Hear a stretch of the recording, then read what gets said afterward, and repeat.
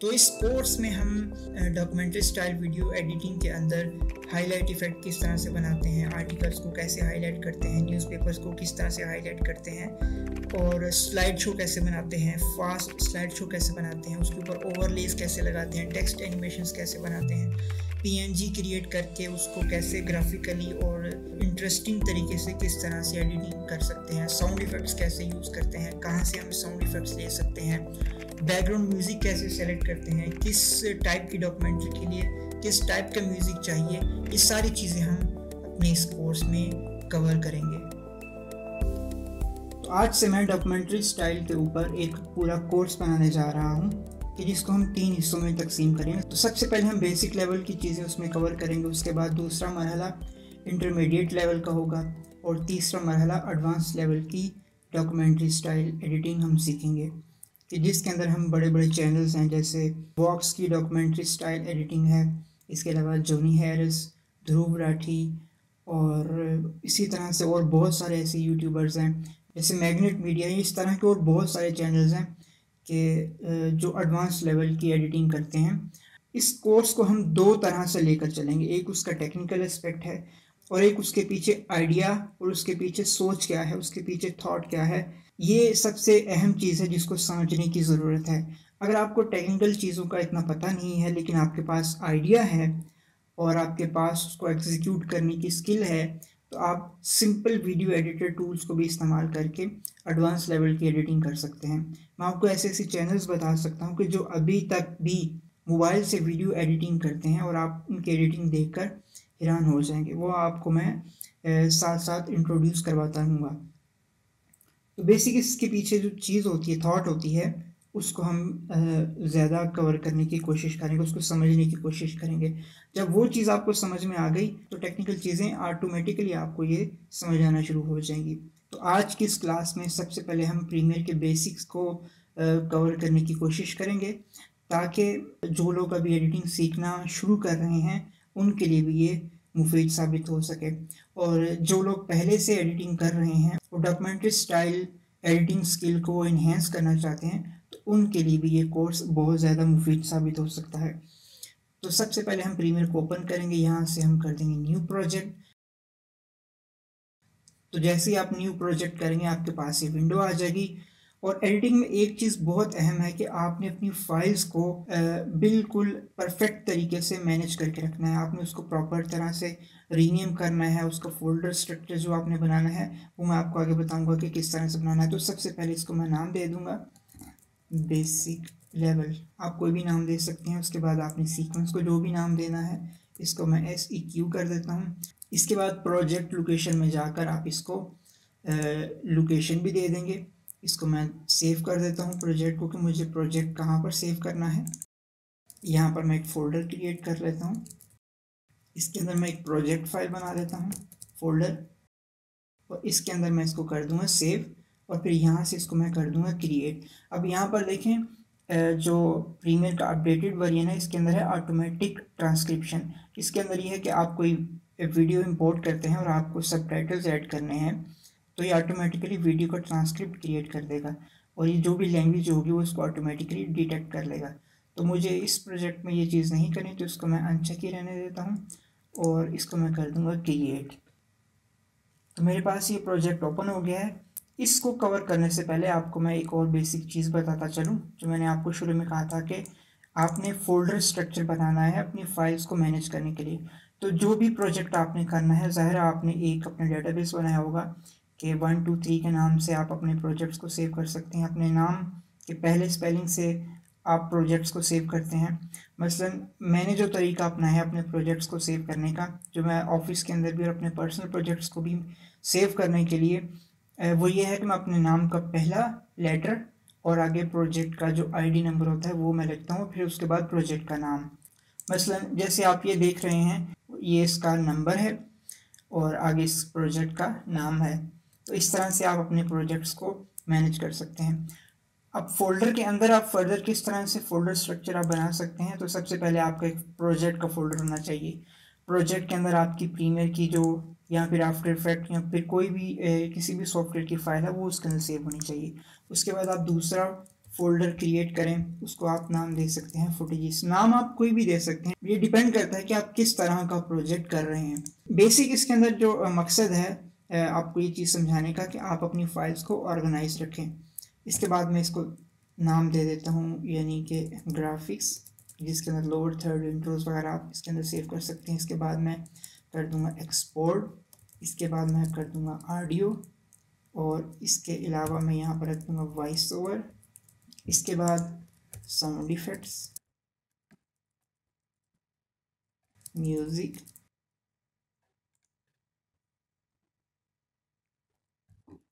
Render files, यानी जो files आपने आफ्टर इफेक्ट से या किसी 3D सॉफ्टवेयर से जो आपने एक्सपोर्ट की होंगी अपने एडिटिंग प्रोजेक्ट के अंदर इस्तेमाल करने के लिए, वो आप इसके अंदर रख सकते हैं। इसी तरह से जो आपकी प्रोजेक्ट की रिक्वायरमेंट है उसके हिसाब से आप अपना फोल्डर स्ट्रक्चर क्रिएट कर सकते हैं। आप ये एक एज अ टेम्पलेट बनाकर रख सकते हैं, एक पूरा फोल्डर। आप उसको जब भी आपने न्यू प्रोजेक्ट शुरू करना हो तो आप उसको कॉपी करके यहाँ पर पेस्ट कर लें, और आप यहाँ और अपने हिसाब से उसको रीनेम कर लें। तो इस तरह से आप अपनी सारी चीज़ें यहाँ पर मैनेज कर सकते हैं। और आपको तो इससे एक फ़ायदा ये होगा कि आपकी सारी फाइल्स इस प्रोजेक्ट के अंदर सेव होंगी। आपने ये पूरा प्रोजेक्ट किसी को ट्रांसफ़र करना हो तो वो भी आप आसानी से कर सकते हैं। लेकिन प्रीमियर के अंदर एक और ऑप्शन है प्रोजेक्ट मैनेजमेंट का।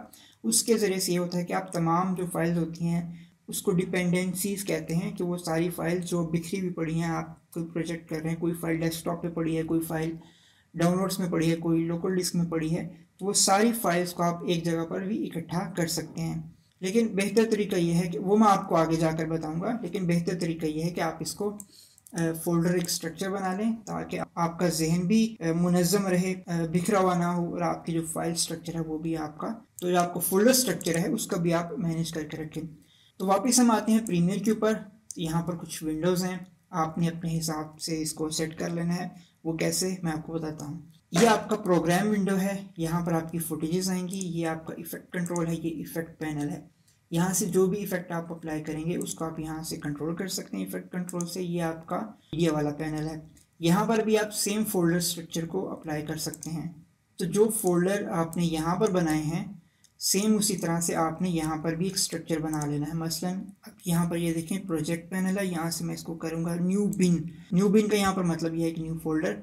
आप इसको कर सकते हैं, यहाँ पर नाम दे दें सीक्वेंसेस, कि आपने जितने भी सीक्वेंस बनाए हैं वो यहाँ पर होंगे। इसके बाद आप यहाँ पर, इसके बाद आप इसके अंदर सब फोल्डर भी क्रिएट कर सकते हैं, लेकिन मुझे यहाँ पर अभी सब फोल्डर क्रिएट नहीं करना। मैं एक और फोल्डर बना देता हूँ फुटेजेस। फुटेजेस के अंदर मैं अब सब फोल्डर क्रिएट करूँगा इमेजेस का। इमेजेस का एक अलग फोल्डर होगा, फुटेजेस के अंदर ही एक वीडियो का अलग एक फोल्डर होगा। तो ये सब फोल्डर बन गए। इसके अलावा मैं न्यू फोल्डर एक और क्रिएट करता हूँ, उसके अंदर मैं लिख देता हूँ साउंड इफेक्ट्स। इसके बाद म्यूज़िक का एक फ़ोल्डर बना देता हूँ। इसके बाद ग्राफिक्स, इसके बाद मैं बना देता हूँ वॉइस ओवर, या जिस तरह का भी आपका प्रोजेक्ट है उस हिसाब से यहाँ पर आप फोल्डर स्ट्रक्चर बना सकते हैं। और इसके अंदर अब अपनी तमाम चीज़ें जो है वो कॉपी कर सकते हैं। मसलन अब मैं फुटेजेस के अंदर जाऊँगा, मुझे वीडियो इंपोर्ट करनी है, तो मैं इसको क्लिक करूँगा, यहाँ से डबल क्लिक करूँगा और यहाँ से अपनी वीडियोस को इंपोर्ट कर लूँगा।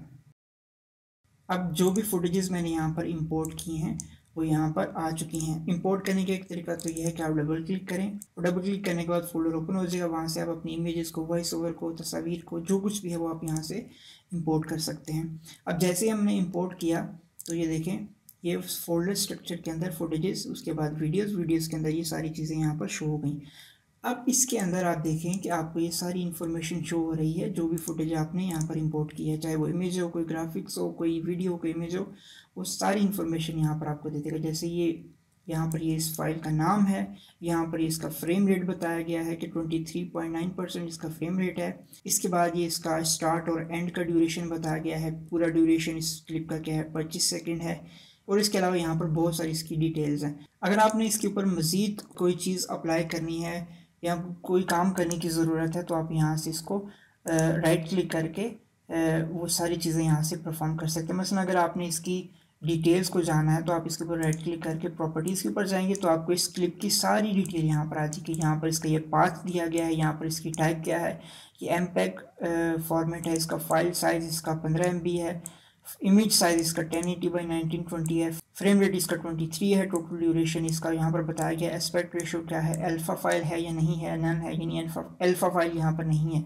अल्फा फाइल आप समझ लीजिए कि एक पीएनजी की तरह फाइल होती है, जैसे अगर आप लोअर थर्ड बनाते हैं आफ्टर इफेक्ट के ऊपर तो वहाँ से आप उसको अल्फा में रेंडर करते हैं, क्योंकि हमें वो लोअर थर्ड वाला एरिया चाहिए होता है, उसके जो पीछे बैकग्राउंड होता है वो हमें नहीं रिक्वायर्ड होता, तो हम उसको अल्फा में एक्सपोर्ट करते हैं। आप समझ लें अल्फा ये पीएनजी होती है, वीडियो पीएनजी होती है एक हिसाब से, सिंपल ज़ुबान में अगर समझाएं। कलर स्पेस इसका क्या है, और इसके अलावा इसके यहाँ पर देखें बाकी तमाम इंफॉर्मेशन यहाँ पर दी गई है। आपने जिस क्लिप की भी प्रॉपर्टीज़, जिस क्लिप की भी आपको इन्फॉर्मेशन चाहिए आप प्रॉपर्टीज़ में जाकर देख सकते हैं। इसके अलावा अगर आपने इसको रीनेम करना है तो आप रीनेम भी कर सकते हैं।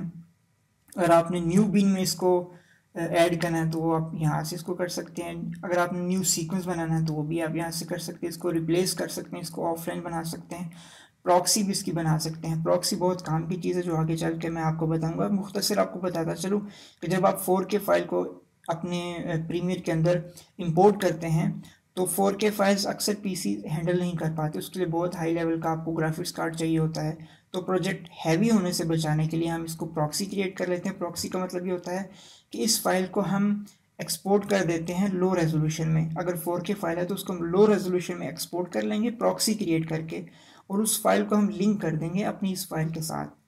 तो जब हम एडिटिंग कर रहे हों तो हम प्रॉक्सी के ज़रिए से उसकी एडिटिंग करते हैं। तो जब एक्सपोर्ट करते हैं तो प्रॉक्सी का एक बटन होता है, उसको हम ऑफ कर देंगे, तो एडिटिंग के बाद हमारी जो एक्चुअल फाइल होगी जिसको हम एक्सपोर्ट करेंगे वो सेम रेजोल्यूशन की होगी। तो ये इसको हम किसी और ट्यूटोरियल में जाकर डिस्कस करें। इसके बाद यहाँ से आप इसकी स्पीड ड्यूरेशन को भी कंट्रोल कर सकते हैं। अगर आपने कोई लेबल देना है आप इसको लेबल भी दे सकते हैं। मसलन मैं इसको कर देता हूँ ब्लू, तो आप देखें ये इसका लेबल जो है वो ब्लू कलर का लग गया है। तो जब मैं इसको इंपोर्ट करूँगा तो इसकी लेयर का जो कलर होगा वो भी ब्लू ही होगा। इसके बाद यहाँ पर बहुत सारी सेटिंग्स हैं। रिवील इन एक्सप्लोरर करें तो आपकी ये फाइल जहाँ पर पड़ी होगी वो फोल्डर आपका सारा ओपन हो जाएगा। तो इसके अलावा और बहुत सारी सेटिंग्स हैं, इसको आप कॉपी भी कर सकते हैं, कट कर सकते हैं, डुप्लीकेट कर सकते हैं, हाइड कर सकते हैं, मॉडिफाई कर सकते हैं। तो ये सारी चीज़ें आप यहाँ से ज़रूरत के मुताबिक आप परफॉर्म कर सकते हैं। तो ये डिटेल में चीज़ें आपको बता रहा हूँ ताकि आपकी जो बेसिक लेवल की जो चीज़ें हैं वो जब आपकी कवर हो जाएंगी तो आपको बाद में जो एडवांस लेवल की जो चीज़ें होंगी वो आसानी के साथ आपको समझ आना शुरू हो जाएंगी। इसके बाद हम बनाएंगे सीक्वेंस। यहाँ सीक्वेंस बनाने के लिए यहाँ पर मैं करूँगा न्यू आइटम में जाकर कर दूंगा सीक्वेंस। अब सीक्वेंस जैसे आएगा तो यहाँ पर बहुत सारे फॉर्मेट्स हैं, प्रीसेट्स हैं। मसलन आप देखें एरी की फुटेज आप एडिट कर रहे हैं तो आप एरी को करेंगे, DSLR की फुटेज है तो आप यहाँ से ये वाला फॉर्मेट सेलेक्ट कर सकते हैं। तो जो भी फॉर्मेट आपने बनाना हो तो उसकी सारी इन्फॉर्मेशन यहाँ पर है। मसलन अगर आपको चाहिए कि आप 30 FPS वाला कोई सीक्वेंस बनाना चाहते हैं तो आप 30 FPS वाला सीक्वेंस बना लें। 4K में अगर आप बनाना चाहते हैं तो आप वो भी सेलेक्ट कर सकते हैं। जैसे यहाँ पर ये 1080p का फॉर्मेट है। इसके अलावा अगर आप रेड 3D में जाएं तो यहाँ पर देखें आपके पास 4K 5K 720 1080p का सीक्वेंस भी यहाँ पर मौजूद है। तो इसी तरह से आप सीक्वेंस क्रिएट कर सकते हैं। इसको आप कोई भी नाम दे सकते हैं। आपने ये सीक्वेंस बना लिया, ये आपकी टाइमलाइन आ गई और ये आपकी प्रोग्राम विंडो आ गई। ठीक है, अब इस सीक्वेंस को मैं उठा के या सीक्वेंस फोल्डर के अंदर ले जाऊंगा और इसको कर दूंगा यहाँ पर पेस्ट, कॉपी कर दूंगा, मूव कर दिया इसको, और इसको मूव कर दिया ताकि फाइलें मेरी मैनेजेबल रहें। इसके बाद मैं फुटेज के ऊपर जाऊँगा, यहाँ से वीडियो, और यहाँ से फाइल को इंपोर्ट कर दूँगा। जैसे ही मैंने इंपोर्ट किया तो यहाँ पर आपके सामने देखिए एक पॉपअप विंडो आ गई। इसका मतलब ये होता है कि जो सीक्वेंस आपने बनाया है और जो फाइल आपने इंपोर्ट की है, इन दोनों का जो सीक्वेंस है यानी उसका जो फ्रेम रेट है, उसकी जो रेजोल्यूशन है वो डिफरेंट है। तो अब यहाँ पर ये पूछ रहा है कि जो एग्जिस्टिंग सेटिंग आपने की हुई है, जिस सेटिंग का आपने सीक्वेंस बनाया है, आपने वही रखनी है या फिर आपने सीक्वेंस को चेंज करना है इसके अकॉर्डिंग जो फुटेज आप इंपोर्ट कर रहे हैं। तो अब मैं चाहता हूँ कि हाँ ये सीक्वेंस मेरी फुटेज के मुताबिक ही सेट हो, यानी ये 23.9 FPS ही रहे। तो इसको मैं कर दूंगा चेंज सेटिंग। अगर आप नहीं करना चाहते तो आप इसको कीप एग्जिस्टिंग सेटिंग कर सकते हैं। अब मैं इसको कर देता हूँ change sequence setting.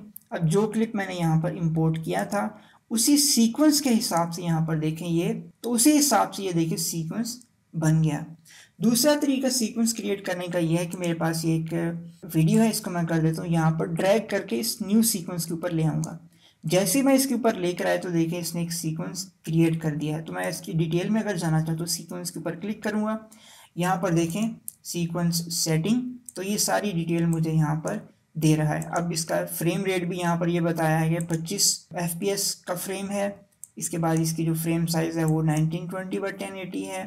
Sample rate इसका 48 हर्ट्ज़ है। इसके बाद ऑडियो सैंपल यहाँ पर ये दिया गया है। इसके बाद ऑडियो सैंपल और बाकी इसकी जो सारी सेटिंग है वो यहाँ पर दी गई है। तो इस तरह से हम कोई भी सीक्वेंस क्रिएट कर सकते हैं फुटेज के हिसाब से, या फिर खुद अपनी मर्जी से मैनुअल तरीके से हम सीक्वेंस को क्रिएट कर सकते हैं। अब हम इसके कुछ इंटरफेस को कवर करने की कोशिश करते हैं कि अगर आपने अपनी मर्जी के मुताबिक इंटरफेस को एडजस्ट करना है तो आप कैसे कर सकते हैं। अगर आप दो स्क्रीन्स यूज़ कर रहे हैं तो आप इस प्रोग्राम विंडो को उठा के दूसरी स्क्रीन पर लेकर जा सकते हैं। अगर मैं इसको ड्रैग करूं और ड्रैग करके इसको मैं जहां भी एडजस्ट करना चाहूं वो कर सकता हूं। अगर आप दो स्क्रीन्स यूज़ कर रहे हैं तो आप इसको ड्रैग करके दूसरी स्क्रीन के ऊपर शिफ्ट कर सकते हैं। अब मैं चाहता हूं कि मैं अपनी इस प्रोग्राम विंडो को या अपनी बाकी जो इफ़ेक्ट और इफ़ेक्ट कंट्रोल की विंडो है इसको मैं अगर अपनी मर्ज़ी से एडजस्ट करना चाहता हूं तो वो किस तरह से करूँगा कि इसको मैं ड्रैग करके यहाँ पर लाना चाहता हूँ तो इसको मैं ड्रैग करूँगा और इसको मैं जहाँ पर भी शिफ्ट करना चाहूँ कर सकता हूँ। मसलन अगर मैं इफ़ेक्ट कंट्रोल को इसके राइट साइड पर या लेफ़्ट साइड पर लेके आना चाहता हूँ तो इसको मैं ड्रैग करूँगा और ड्रैग करके इसको मैं यहाँ पर भी जहाँ पर चाहूँ उसको प्लेस कर सकता हूँ। अब यहाँ पर देखिए जो इंडिकेटर्स दे रहा है इसका मतलब ये है कि अगर मैं इसको इस एरिया के अंदर शिफ्ट करना चाहता हूँ तो ये इन दो विंडोज़ के दरमियान में यहाँ पर आकर शिफ्ट हो जाएगी। अगर मैं इसको इसके ऊपर शिफ्ट करना चाहता हूँ तो ये यहाँ पर शिफ्ट हो जाएगी। अगर मैं इसको बिल्कुल अलग से एक सेपरेट विंडो के तौर पर इसको टॉप में सेट करना चाहता हूँ तो यहाँ पर भी कर सकता हूँ।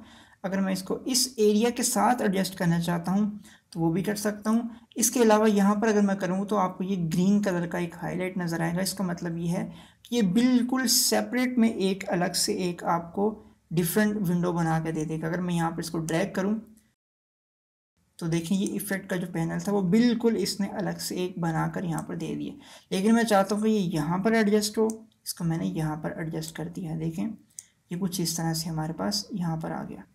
अब यहाँ पर देखिए एक और ऑप्शन ये है कि अगर मैं चाहता हूँ कि ये बिल्कुल अलग से यहाँ पर एक सेपरेट तरीके से यहाँ पर आए तो देखिए ये प्रोग्राम विंडो के ऊपर यहाँ पर शिफ्ट हो गया।